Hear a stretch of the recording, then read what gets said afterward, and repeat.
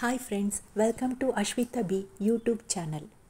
ಆರೋಗ್ಯಕ್ಕೆ ಅತ್ಯುತ್ತಮವಾದಂತಹ ಹಾಗೆಯೇ ತೂಕವನ್ನು ಕಡಿಮೆ ಮಾಡಲು ಮತ್ತು ಮಧುಮೇಹಿಗಳಿಗೆ ಅತ್ಯುತ್ತಮವಾದಂತಹ ಕರಿಬೇವಿನ ಚಟ್ನಿಯನ್ನು ಯಾವ ರೀತಿ ಮಾಡಿಕೊಂಡು ಬರೋದು ಅಂತ ನೋಡ್ಕೊಂಡು ಬರೋಣ ಫ್ರೆಂಡ್ಸ್. ನಾವು 2 ಮುಷ್ಟಿ ಆಗುವಷ್ಟು ನಾವಿಲ್ಲಿ ಕರಿಬೇವನ್ನು ತೆಗೆದುಕೊಳ್ಬೇಕಾಗ್ತದೆ.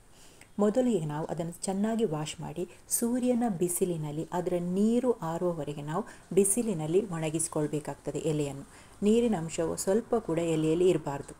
ನಂತರ ಅದನ್ನು ಡ್ರೈ ಫ್ರೈ ಮಾಡಿಕೊಳ್ಬೇಕು. ಅದಕ್ಕೆ ಸ್ವಲ್ಪ ಸಹ ಎಣ್ಣೆ ಹಾಕಿಕೊಳ್ಬಾರ್ದು ಫ್ರೆಂಡ್ಸ್. ನಾವು ಡ್ರೈ ಆಗಿ ಆ ಒಂದು ಬೇವು ಸೊಪ್ಪಿನ ಎಲೆಯನ್ನು ಲೋ ಫ್ಲೇಮಲ್ಲಿ ಅದನ್ನು ಫ್ರೈ ಮಾಡಿಕೊಳ್ಬೇಕಾಗ್ತದೆ. ಹೈ ಫ್ಲೇಮಲ್ಲಿ ನಾವು ಫ್ರೈ ಮಾಡಿದರೆ ಅದು ಬರ್ನ್ ಆಗುವಂಥ ಚಾನ್ಸಸ್ ಇರ್ತದೆ. ಆದ ಕಾರಣ ಆದಷ್ಟು ಲೋ ಫ್ಲೇಮಲ್ಲಿಯೇ ನಾವು ಫ್ರೈ ಮಾಡಿಕೊಳ್ಬೇಕು.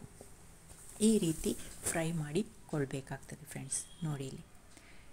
ನಂತರ ನಾವು ಅದಕ್ಕೆ 1 ಕಪ್ ಆಗುವಷ್ಟು ಕೊಬ್ಬರಿಕಾಯಿಯನ್ನು ತೆಗೆದುಕೊಂಡು ಅದನ್ನು ಕೂಡ ಡ್ರೈ ಆಗಿ ಫ್ರೈ ಮಾಡಿಕೊಳ್ಬೇಕು.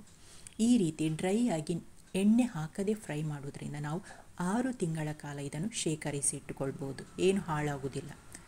ನಂತರ ಅದಕ್ಕೆ 6ರಿಂದ 10ರಷ್ಟು ಉದ್ದ ಮೆಣಸನ್ನು, 1 ಸ್ಪೂನ್ ಆಗುವಷ್ಟು ಉದ್ದಿನ ಬೇಳೆಯನ್ನು, 10ರಷ್ಟು ಬೆಳ್ಳುಳ್ಳಿ ಎಸಳನ್ನು ಸಹ ಕೂಡ ಫ್ರೈ ಮಾಡಿಕೊಳ್ಬೇಕಾಗ್ತದೆ. ಎಲ್ಲವನ್ನು ಕೂಡ ನಾವು ಮಿಕ್ಸಿ ಜಾರಿಗೆ ಹಾಕಿಕೊಳ್ಬೇಕು. ಸ್ವಲ್ಪ ಸ್ವಲ್ಪವನ್ನೇ ಹಾಕಿಕೊಳ್ಬೇಕು. 1 ಲಿಂಬೆ ಗಾತ್ರದ ಹುಣಸೆ ಹಣ್ಣನ್ನು ಹಾಕಿಕೊಳ್ಬೇಕು. ಅದೇ ರೀತಿ ಇದಕ್ಕೆ ರುಚಿಗೆ ಬೇಕಾದಷ್ಟು ಉಪ್ಪನ್ನು ಹಾಕಿಕೊಳ್ಬೇಕಾಗ್ತದೆ. ಇದಕ್ಕೆ ಯಾವುದೇ ರೀತಿಯ ನೀರನ್ನು ಆ್ಯಡ್ ಮಾಡಬಾರದು. ಹಾಗೆ ಡ್ರೈ ಆಗಿ ಅದನ್ನು ಪುಡಿ ಮಾಡಿಕೊಳ್ಬೇಕು. ಸ್ವಲ್ಪ ಕೂಡ ನೀರು ಹಾಕಬಾರ್ದು ಫ್ರೆಂಡ್ಸ್. ಈ ರೀತಿ ಡ್ರೈ ಪುಡಿ ಮಾಡಿಕೊಳ್ಬೇಕು. ಸ್ವಲ್ಪವೇ ಹಾಕಿ ಪುಡಿ ಮಾಡಿಕೊಳ್ಬೇಕು.